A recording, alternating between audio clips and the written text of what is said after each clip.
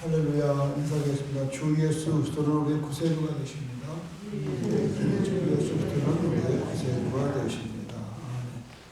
같이 신앙 고백 드림으로 11월 9일 월요일 새벽 예배를 드리겠습니다. 다 같이 신앙 고백합니다. 나는 전능하신 아버지 하나님 천지의 창조주를 믿습니다. 나는 그의 유일하신 아들 우리 주 예수 그리스도를 믿습니다. 그는 성령으로 잉태되어 동정녀 마리에게서 나시고 본디오 빌라도에게 고난을 받아 십자가에 못 박혀 죽으시고 장사된 지 사흘 만에 죽은 자 가운데서 다시 살아나셨으며 하늘에 오르시어 전능하신 아버지 하나님 우편에 앉아 계시다가 거기로부터 살아있는 자와 죽은 자를 심판하러 오십니다. 나는 성령을 믿으며 거룩한 공교회와 성도의 교제와 죄를 용서받는 것과 몸의 부활과 영생을 믿습니다. 아멘. 찬송가 176장으로 찬송하겠습니다. 176장입니다.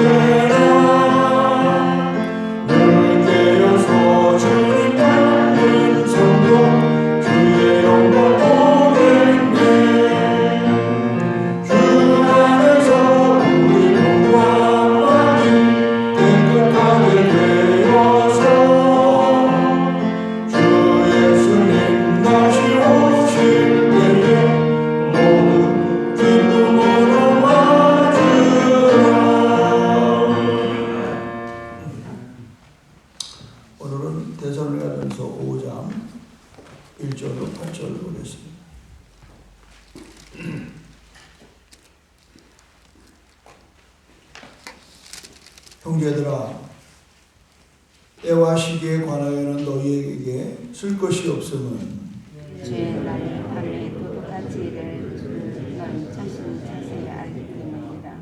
그들이 평안하다 안전하다 할 그때에 임신한 여자에게 해산의 고통이 이름과 같이 멸망이 갑자기 그들에게 이르리니 결코 피하지 못하리라. 형제들아, 너희는 어둠이 있지 아니하면 그 날이 똑같이 너희를 임하지 못하리니 너희는 다 빛의 아들이요 낮의 아들이라. 우리가 밤이나 어둠에 속하지 아니하나니 그러므로 우리는 다른 이들과 같이 자지 말고 오직 깨어 정신을 차릴지라. 자는 자들은 밤에 자고 취하는 자들은 밤에 취하되 우리는 낮에 속하였으니 정신을 차리고 믿음과 사랑의 호신병을 붙이고 구원의 소망의 투구를 쓰자. 교회는 계속해서 지금 바울이 데살로니가 교회를 통해서 하는 메시지의 핵심은 교회는 주님의 재림을 준비해야 된다. 우리 금방 부른 찬송도 그런 내용인데, 이 주님의 재림을 얘기하면 꼭 나오는 게 뭐냐면 언제 오실 거냐. 그래가지고 시한부 정말로 몇 년도 몇 월 며칠 몇 시에 오신다. 이거를 뭐 10,000가지 그냥 뭐 연구를 하고 뭐 숫자 노름을 하고. 그래서 옛날에 다미 선교회, 다가올 미래 선교회라는, 그분이 원래는 그 기자 출신이었어요. 그 교주가 기자 출신인데 지금으로부터 한 40-50년 전에는 상당히 그런 데에 관심사가 많았어요. 결국은 구원인데 구원의 날을 알아야 되겠다는 거예요. 그래서 많은 그 사람들이 입신을 하고 또 환상을 보고 그런 상황 속에서 이 기자가 그런 아이들 또 그런 사람들을 찾아다니면서 인터뷰를 하는 거예요. 이걸 빠져버렸어요. 이 기자가. 그래가지고 이분이 이제 다미 선교회로, 다가올 미래 선교회로 만들어서 그런 사람들 중심으로 네트워크를 하고 전국에 이렇게 모임을 갖고 집회를 하고, 그때 엄청난 교회에 많은 사람들이 거기에 휘말렸어요. 그리고 어떤 사람이 휘말렸느냐, 신앙이 좋은 사람이 휘말렸어요. 정말 기도 많이 했는데 저는 그때 깨달았습니다. 우리는 한쪽으로 방향이 치우치면 못 태어납니다.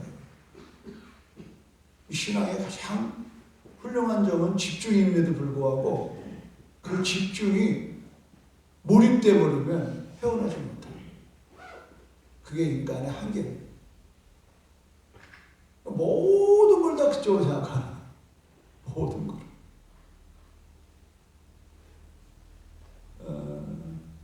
우리 서귀포에도 그런 교회가 하나 있었습니다. 그래서 훌륭하다고 하는 여자 전도사가 서귀포 쪽으로 주님이 재림한다. 그래서 서울에서까지 교인들을 데려다가 교회를 만들었던 제가 기억을 하고 있습니다. 그래서 꼭 교회에서 한두 명 정도가 그런 데에 끌려가는 경우가 더러 있었습니다. 저희 초창기에도 그런 우리 교인이 아닌데 이제 다른 데서 그런 데 빠졌던 사람이 이제 아니게 되니까 오갈 데가 없는 거예요. 소문은 다 나고. 그래서 와서 고백을 하더라고요.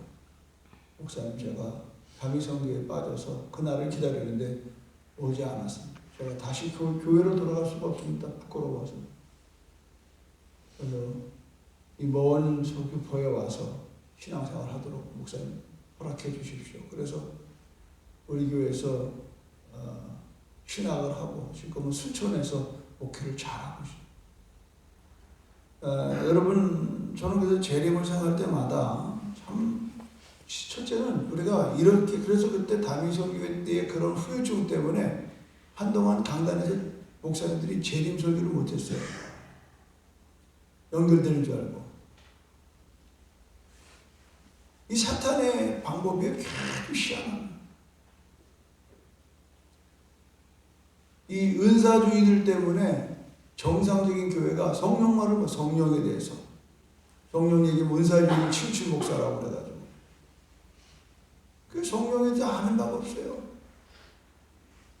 그러다가 가장 중요한 게 재림인데 재림을 말을 못하는 거예요. 왜냐면 다미성교 때문에. 또 가장 중요한 게 뭐예요? 구원이에요. 구원. 구원파가 생겨가지고 구원 얘기만 하면 또 이단인 줄 알고 뒤늦게 깨달았습니다. 한국의 교회가 가장 중요한 이 성경의 이야기들을, 중요한 이야기 주제들이 전부 다 이 이단들이 먼저 선점을 해가지고 유포해버리는 거예요. 가짜라는 것이 전부 다 이제 신학적으로 뭐 사회적인 그런 또 난리 법석 떠는 걸 하니까 아예 강단에서 목사님들이 구원에 대한 얘기도 못하고 재림에 대한 얘기도 못하고 또 성령의 은사에 대해서 말도 못하는 참 이게 강단이 그런 대로 이렇게 매일 얘기하는 게 행복하다, 축복받아라. 이건 무리가 없거든요. 잘 사는 사람, 못 사는 사람이나. 그거는 강단이 상당히 이런 사람들의 마음에 좀 따뜻하고 달콤한 얘기들만, 아주 커피와 같은 이런 이야기들만 하는. 그게 뭐가 약해지느냐? 영적인 뼈대가 약해집니다. 골격이 약해집니다. 쉽게 말해서 여자들이 화장을 한 밥을 잘 배워가지고 입 짱하게 꾸미고 머리를 웨이브 탁 하고 뭐 향수 쫙 뿌리고, 그런데 다이어트 한다고 안 먹어가지고 영양실조 뼈가 그냥 썩어져 나가. 안에 오장육부가 싫잖아. 제명에 못 살아. 참 이런 부분들을 생각하면 정말 우리가 신앙생활할 때 균형 있는 삶. 부족하지만 저희 교회가 30년을 이렇게 건재할 수 있었던 것 중에 하나는, 제가 이 8살 때 교회를 다니면서 다양한 모습의 그 시대적인 교회의 흐름이라든가 이런 데 관심이 많았습니다. 지금도 여전하고 앞으로도 여전할 겁니다. 그래서 제가 제주도에 와서 처음 생각하는 게 뭐냐면 균형 있는 교회를 만드는 거예요. 균형 있는. 이 균형이 안 잡히면은 쏠리게 되네. 쏠리면은 사고 나게 되죠. 저희 교회에서도 뭐 막 나름대로 은혜를 사모하는데 왜 안 왔겠어요? 많이 왔죠. 근데 그분들이 이제 저희 교회가 이 균형 있는 걸 보면서 따라오는 사람은 살아서 지금 있고, 자기가 추구하는 바가 여기서 더 강조가 안 되면 또 떠나고. 그들은 일부러 안 잡았어요. 왜냐면 그런 분들 때문에 성도들이 해를 입는 경우를 더러 보게 되는 거예요. 유유상종이라고 그런 쪽으로 관심들도 그리 몰려들어요. 결국은 그들을 끌고 나가는. 초창기에 그런 일이 좀 있었습니다. 시한부 종말로는 위험한 게 뭐냐면, 성경은 분명히 말합니다. 나도 모른다, 예수님이. 하나님은 아신다. 아멘입니까? 그걸 굳이 연구해서 잡아내려고 할 이유가 뭐겠느냐. 그러나 우리가 주님이 오신다는 거에 대한 믿음은 있어야 돼요. 사모함이 있어야 됩니다. 우리가 더 중요한 건 뭐냐, 언제 오시냐보다 더 중요한 거는 언제 오시더라도 내가 맞이할 준비가 되는 게 더 중요한 걸 믿으시길 바랍니다. 이게 중요한 거예요. 어떻게 성경은 이제 1절을 보시면, 형제들아 때와 시기에 관하여는 너에게 쓸 것이 없다. 아니 예수님도 모른다고 그러는데 바울이 그걸 왜 써요? 또 타치. 그러나 주의 날이 밤에 도둑같이 이룰 줄을 너희 자신들이 자세히 알기 때문이라. 언제인지는 모르지만 한밤중에 도둑이 들어오듯이. 도둑이 오는 것은 우리가 나태할 때 들어와요. 저도 도둑을 한번 맞아봤는데 나태할 때. 그러니까 도둑이 그냥 오다 가다 들어오지 않습니다. 그 집에 도둑질을 하려면요, 적어도 보름 정도는 왔다 갔다 모름척하게 지나가는 사람, 저 집이 어느 때에 가장 깊이 잠드나, 어느 때 사람이 가장 없나. 우리 집에 도둑이 한번 들어올 때 그렇게 들어오더라고요. 이 박 목사가 어느 때 집을 비우나. 그때 중국에 선교여행 갔을 때인데 어느 때 저 집에 돈이 있나. 이걸 훤히 알아요. 여러분 조심하셔야 돼요. 도둑은요, 여러분을 주목하고 있는 걸 아셔야 돼요. 그때 딱 치고 들어. 교회에서 헌금을 한 번 잊어먹었어요. 헌금 주머니에 있는 돈이 싹 잊어. 그게 우연하게 그냥 지나가다가 헌금 주머니 내려고 치고 가는 게 아니에요. 그거를 가져가는 친구는 오랜 동안 버는 거예요. 몇 날이고 몇 달이고 버는 거예요. 그러다가 방심할 때에, 특히 어느 때 교회 행사했을 때 계령 담당하는 분들이 얼른, 그때는 뭐 지금처럼 근거가 없잖아요. 그럼 어떻게 해요? 헌금을 다 개수해가지고 은행도 없고 그러니까 자기 가방에 넣는다고. 그거 벌써 아는 거죠. 없어요. 나중에 알고 보니까 주일학교 아이가 하나, 손버릇이 안 좋은 아이가 이제 치고. 저는 그때 여러 가지 생각해 볼 때, 이 도둑질을 하는 사람들은요, 늘 목표물이 설정되면은 가만히 모든 게 그렇습니다. 그러니까 자꾸 낯선 사람이 어려움을 그 예의주시해 봐야 돼요. 성경은 3절에 이렇게 말합니다. 그들이 평안하다, 안전하다 할 그때에 임신한 여자에게 해산의 고통이 이룬과 같이 멸망이 갑자기 그들에게 이르리니 결코 피하지 못해. 가끔 뭐 차 안에서 얘기 나는 여자들도 있고 별의 비행기에서 나는 이 임신이 가까이 오면 안 움직여야 되는데 설마 하다가 그냥 큰일 다치는 거예요. 길거리에서 일어나는 사람들. 그러니까 이와 같이 이런 건 왜 얘기하는 거냐면 결국은 6절에 보면은 그러므로 우리는 다른 이들과 같이 자지 말고 오직 깨어 정신을 차릴지니라 그러는. 정신을 차려야 돼, 정신. 정말 신앙생활 정신 차리지 않으면요, 그냥 훅 하고, 정신 놓으면 안 됩니다. 지금 세상에 우리의 정신을 아주 엉뚱한 데 뺏어갑니다. 정시라든가, 하여튼 오만 가지 것에 그냥 정신을 쏟게만. 그때 우리는 당합니다. 우리 옛말에 호랑이 때 물려가도 정신만 차리면 산다는 말이 있잖아요. 성경은 이렇게 말합니다. 여러분 보십시오. 4절과 5절이 비교하는 걸 봅니다. 형제들아 너희는 어둠에 있지 아니하며 그날이 도둑같이 너에게 임하지 못하리니 그러는 거. 우리는 어둠에 있는 존재가 아니에요. 자, 5절은 여러분 크게 읽어볼까요? 시작. 너희는 다 빛의 아들이요 낮의 아들이라. 우리가 밤이나 어둠에 속하지 아니하나니.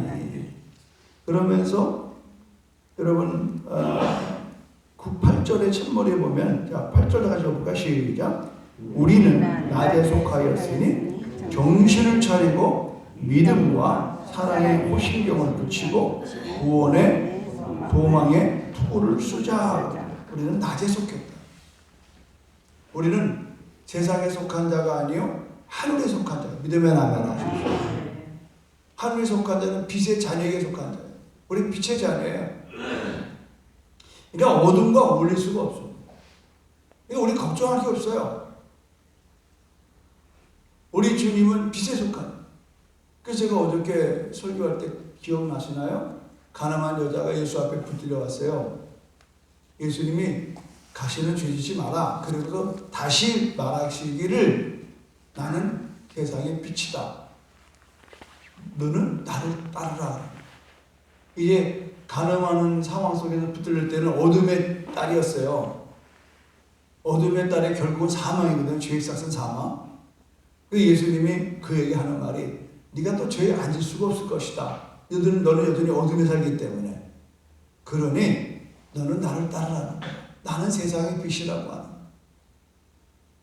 그래서 제가 어저께 그런 노래도 불렀잖아요. 대산을 넘어 험곡에 가도 빛 가운데로 걸어가면 주께서 항상 지키시기로 약속한 말씀 변치 않네. 거기서 태산을 넘어 험곡에 가는 것이 비단 여러분 육체적인 건강뿐만 아니라 이 말이에요. 우리의 성적인 분란, 또 세상에 이런 우리들이 결국은 위험한 데 빠져지는 것. 양이 위험한 데 빠지는 건 딱 한 가지입니다. 목자의 음성을 거역할 때입니다. 아무나 어려운 데 빠지는 게 아니에요. 여러분 인생살 우리가 자꾸 어떤 문제가 돌출되는 사람들에게 관심이 가니까 세상 겁나죠? 그렇지 않습니다. 정말 믿음 안에 바르게 살아보십시오. 그렇게 어려움이 없습니다. 어려움이 있어도 아닌 것처럼 넘어가는.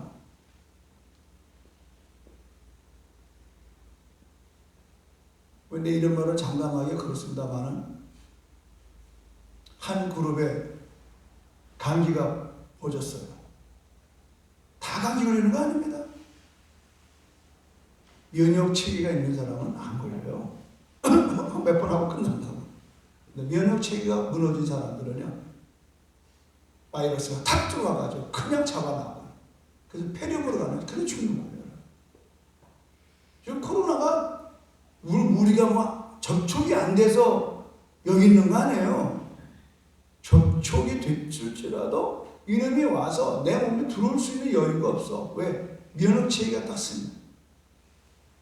그러니까 유달리 감기 잘 걸리는 사람들은 조심해야 돼요. 여러분들은 감기 약을 먹을 게 아니라 여러분이 오랜 동안에 이 면역을 길러내는 영양 있는 식사를 잘해야 됩니다.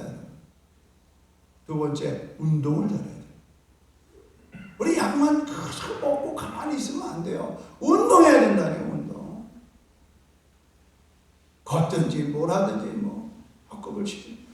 그런 사람들은 감기가 와도 그냥 하루아침에 끝내버려요. 그런데 이게 면역체제가 안 되면요, 아무것도 아니게 들어와가지고 그냥 온통 몸을 그냥 망가뜨려버려요. 신앙도 마찬가지예요. 평소에 여러분이, 여기 성경은 정확하게 말하면 내기가 아니에요. 내기가 아니라고. 그러니까 살아보세요. 8절에 우리는 낮에 속하였으므로 정신을 차리거든 뭐예요? 믿음과 사랑에 신경을 붙이고 구원의 소망의 투구를 쓰자 그러잖아요. 아멘? 호신경이 뭐예요? 전쟁에서 가슴을 보호하기 위해서 갑옷을 여기다 붙이는 거예요. 구리조각. 구리판을 붙이고 그 무거운 거를. 종이자락이 아니에요. 천조각이 아니에요. 구리에, 이 방패 같은 구리 같은 걸 가장 중요한 게 가슴이거든요. 팔다리 잘라서도 안 죽어요. 그러나 가슴에다 칼이 탁 들어오거나 화살이 맞으면 그냥 죽는 겁니다.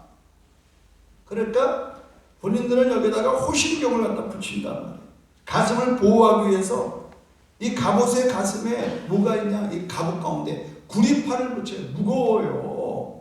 바로 그거예요, 여러분. 오늘 여러분 이 새벽에 이 찬바람 부르는데 여기 나오시는 게 여러분 쉬운 게 아니란 말이에요. 여러분의 믿음과 사랑과 소망에 호신경을 붙이는 겁니다. 할렐루야. 아멘. 신앙생활 어려워요, 여러분. 주일 성수 어렵고요. 정말 어려운 겁니다. 그런데 이것 때문에 내가 사는 거예요. 좀 쉽게 하자고요? 아니 목사님 좀 다른 교회처럼 쉽게 가자고요? 요새 현대에 무슨 새벽 예배가 뭐 있습니까? 그것도 465일. 아니 다른 데는 뭐 그냥 한 5분 설교하고 그냥 불 끄고 그냥 다 5분 안에 가는데 이 교회 왜 1시간씩 갑니까? 그런 게 가세요. 그런 게 얼마나 많잖아요. 새벽 예배 안 드는 교회가 비일비재합니다, 여러분. 나는 못해. 나는 여러분을 살려야 된다고. 어떤 불화살이 어둠에서 온다 할지라도 여러분 우리는 정신을 차리고 믿음과 사랑에 확신력을 붙이고 구원의 소망에 투구를 내가 어떻게 구원받았는가를 생각하셔야 돼요.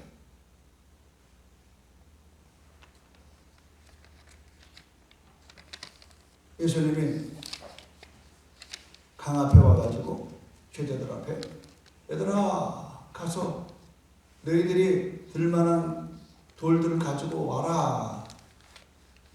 그러니까 꽤 많은 가론유다는 요때만한 돌 하나 주머니에 들어가만 돌 하나 덜렁덜렁. 근데 미련한 베드로는 말이야 이따만한 무게를 들고 그리고 예수님이 아무 말도 않고 다 들었냐? 그럼 가자. 어디 가야 되니? 강으로 들어가요. 강으로. 물살이 세요. 그러니까 주머니 들만한 도는 사람은요, 물살에 그냥 떠내려 가는 거예요. 그런데 감당하기 어려운 무거운 돌을 낑낑낑 메고 온 베드로 같은 사람은 자기 몸은 쓸려가야 되는데 이 들고 있는 돌의 무게 때문에 그 험한 물결을, 세찬 물결을 헤치고 건너가는 거예요. 물론 그냥 이야기입니다. 정에 없는 얘기예요. 그러나 엄청난 진리가 있어요.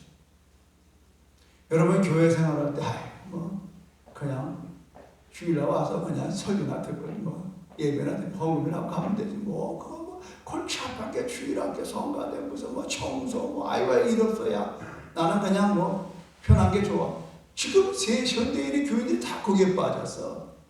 언제 불장 보느냐? 주 앞에 설 때 보는. 명심하세요, 여러분. 주 앞에 서는 날, 주님이 재림하시는 날, 우리가 행한 대로 주님이 상급, 물론 구원은 받아. 난 그것도 나도 잘 모르겠어. 그렇게 날라리처럼 예수 믿어가지고 과연 구원이 있을까? 너무 우리는 값싼 구원을 생각하지 마세요. 적어도 나의 구원을 위해서 예수가 피 흘려 죽기까지 하셨어요. 피 흘려 사신 몸이 우리 교회예요. 내 아이요. 그러면 어떻게 살아야 되겠냐? 어떻게 살아야 마땅하냐? 거룩하게 사는 거예요. 어제 설교고요. 거룩하게 살아요. 오늘 뭐예요? 주님이 오신 날을 학수고 되는 거 아니에요? 나를 위해 죽으시고 나를 위해 부른 예수 그리스도. 오늘 나를 이 땅에 보존하기 위해서 성령, 거룩한 영을 보내셔서 나를 거룩하게 보존하셨다가 그러니까 그분이 학수고 돼요. 그러니까 신앙생활은 힘들게 하면 할수록 주님의 재림이 더 그리워지는 거예요. 주님 힘들어요. 빨리 좀 오시오. 그런데 세상과 짝하고 세상과 편안하게 할렐루야 놀렐루야 하고 이러고 돌아다니면 주님 우리 겁나는 거예요. 좋은 세상 좀 천천히 오세요. 여러분 애들이 재밌게 밖에 놀 때요. 엄마가 밥 먹어라. 엄마 조금만 더 놀다 갈게. 그러는 그 뭐예요? 놀이에 빠질 때 그러는. 근데 놀이가 재미가 없어. 엉뚱한 놈들하고 그냥 막 쌍판이야. 그때 엄마가 밥 먹어라. 얼른 쫓아나가. 그런 거예요, 인생. 지금 주님이 재림이 나한테 소중하다고 생각하는 사람은 힘든 인생을 사는 거예요. 그 힘들기 때문에 주님이 더 기다려지는 거예요.